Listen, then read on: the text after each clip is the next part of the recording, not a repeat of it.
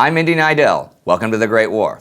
Now what's coming up next is a new short format where we put important figures and personalities from the Great War into the spotlight. So here's our first bio on Manfred von Richthofen.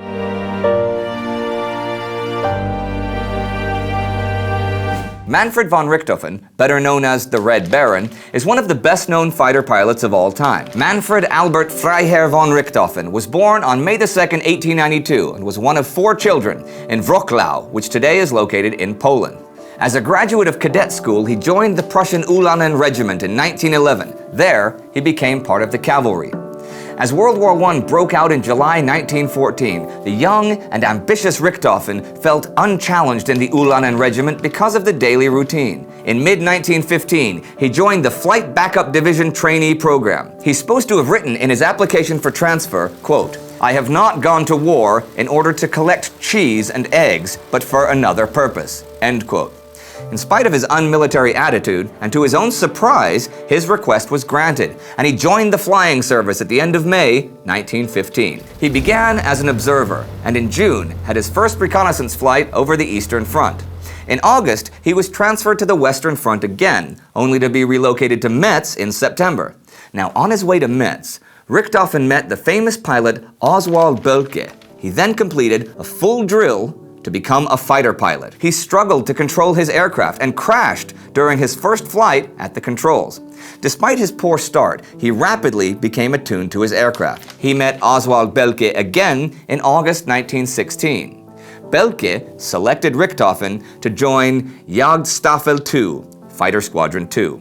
After his first confirmed victory, Richthofen contacted a jeweler in Berlin and ordered a silver cup engraved with the date and the type of enemy aircraft. On November 23, 1916, Richthofen downed his most famous enemy, flying ace Leno Hawker. That was the day the legend of the Red Baron was finally born.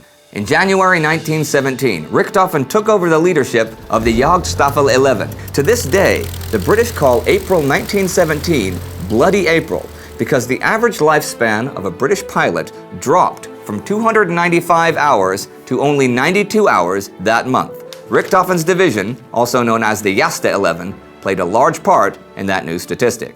In July 1917, Richthofen was hit while flying and suffered a head injury. He had to make his forced landing almost blind. Now, because of the constant relocation of Richthofen's division to different scenes of action along the Western Front, the division was often compared to a circus. The aerial maneuvers and formations were also quite similar to the performance of circus artists. Richthofen's Fokker triplane was painted signal red. Because of this, he was known as the Red Baron. On April 21, 1918, the flying circus took off for an operation near Vaux-sur-Somme. Pursuing an enemy pilot, the Red Baron flew over the enemy lines and was shot. Richthofen managed to land his plane, but died shortly afterwards on the ground.